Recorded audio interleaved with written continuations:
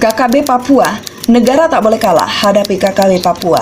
Jalan Teluk Bintuni, Meibrat pasti dilanjutkan.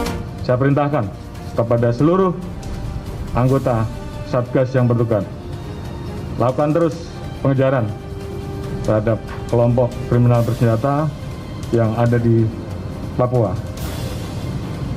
Terus berjuang, negara tidak boleh kalah. Lakukan perjuangan, lakukan langkah-langkah terbaik yang bisa saudara-saudara semua laksanakan. Dan kami, pimpinan Polri dan seluruh jajaran yang ada di Polri siap untuk mensupport apapun yang diperlukan dalam rangka melakukan penegakan hukum di Papua. Kehadiran negara di tengah masyarakat melalui TNI Polri. Pada hari ini, pasukan TNI Polri melakukan kegiatan pengamanan kegiatan masyarakat maupun pengejaran terhadap kelompok kriminal bersenjata yang saat ini telah disebut sebagai kelompok teroris. Tentunya dari petugas, kita harapkan semua ini sedang all out dilaksanakan. Namun, kalau cara-cara persuasif tidak bisa kita lakukan dan deadlock, maka tidak mungkin akan kita diamkan. Negara tidak boleh kalah.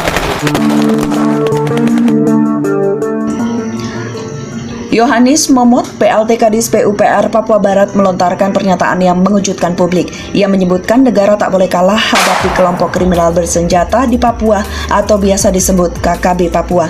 Yohanis Momot mengemukakan hal tersebut ketika ditemui awak media seusai upacara Hari Bakti ke-77 PU Pekerjaan Umum di Manokwari, Senin 5 Desember 2022. Ia melontarkan pernyataan tersebut merespon pertanyaan awak media tentang nasib ruas jalan Trans Papua, khususnya yang menghubungkan Kabupaten Teluk Bintuni dan Kabupaten Meibrat yang terhenti karena serangan KKB Papua baru-baru ini.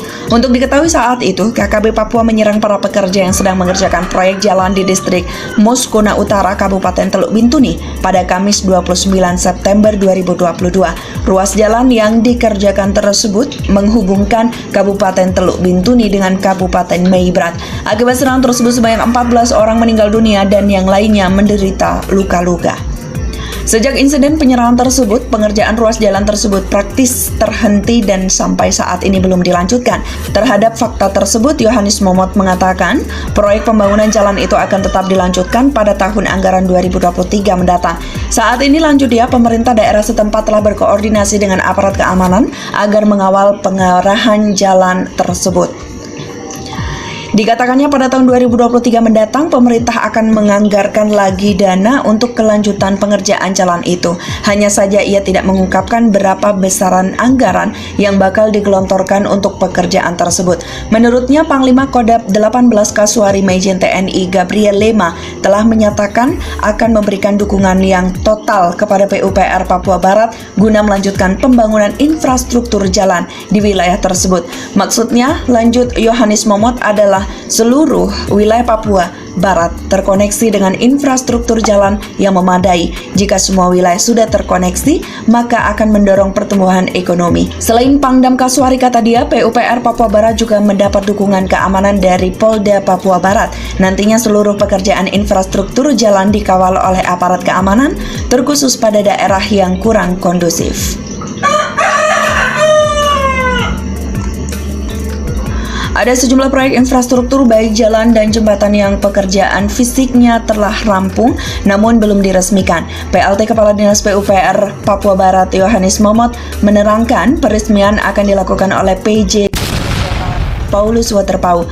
Proyek infrastruktur yang telah rampung antara lain pembangunan ruas jalan Trans Manokwari Teluk Wondama dan jembatan Meyov di Teluk Bintuni. Kemudian pembangunan jalan bandara Siboru Kabupaten Fakfak kurang lebih 9 km yang hampir rampung. Tahun 2023 jalan bawah bandara Siboru tinggal dipercantik lagi. Nanti secepatnya diresmikan, pungkas Yohanis Momot.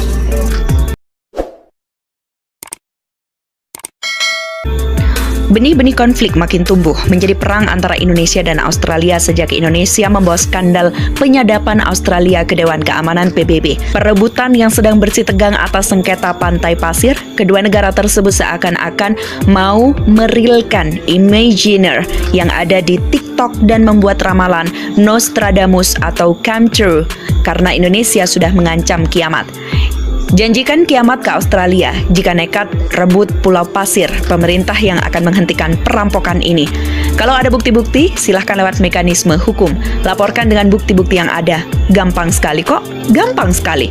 Negara hukum ini, kenapa harus menuduh seperti itu? Tegas Presiden Joko Widodo. Indonesia yang dikenal banyak ketawa dan ramah ini ternyata juga bisa keras dan tegas seperti pahlawan Troya pada musuh karena memberikan ultimatum mengerikan kepada Australia. Indonesia tidak segan-segan memberikan ancaman kehancuran pada Australia bahwa serangan berat akan segera terjadi jika pasukan Australia nekat merebut Pulau Pasir.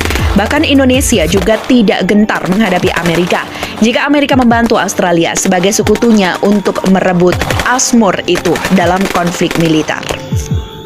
Menteri Pertahanan Prabowo Subianto dan juga TNI-nya, TNI memberikan warning yang gagah ke Australia dan AS untuk tidak mengotak-atik kedaulatan Indonesia. Mereka yang ingin merebut wilayah kami akan ditakdirkan untuk gagal, tegas Prabowo. Jika Australia memutuskan untuk berperang bersama dengan tentara AS dalam upaya mengganggu kedaulatan Indonesia, maka akan terjadi hal terburuk yang dapat diimpikan, yakni antara Indonesia dengan Australia itu akan segera meningkat di luar kendali dan itu akan menjadi kiamat dan kiamat impunya. Selain itu, Prabowo juga memberikan respon kepada Daily Mail, surat kabar harian Britania, yang memberikan dalam pernyataan keras yang diterbitkan The Global Times pada hari Sabtu dalam analisisnya tentang janji Australia untuk datang merebut Pulau Pasir. Jika pasukan Australia datang untuk mencoba merebut Pulau Pasir, tidak dapat dibayangkan bahwa Indonesia akan melakukan terhadap mereka dan fasilitas militer Australia yang mendukung mereka, cuit Prabowo. Jadi Australia seharusnya lebih siap menerima konsekuensinya, tegasnya lagi.